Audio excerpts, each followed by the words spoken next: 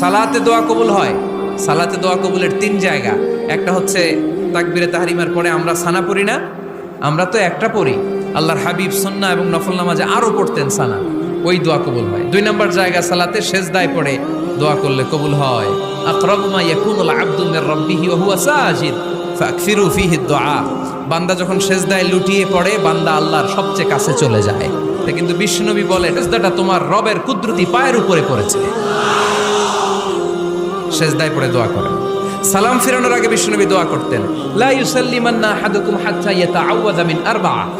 আল্লাহর হাবিব বললেন, চার জিনিস থেকে পানাহানা আছে, আমার কোন উম্মত যেন সালাম না ফিরায়। তারা যেন পড়ে, আল্লাহুম্মা ইন্নী আউযু বিকা মিন আযাবিল কবর, আউযু বিকা মিন আযাবি জাহান্নাম, আউযু বিকা মিন ফিতনাতিল মাহইয়া ওয়াল মামাত, আউযু বিকা মিন ফিতনাতিল মাসিহিদ দাজ্জাল।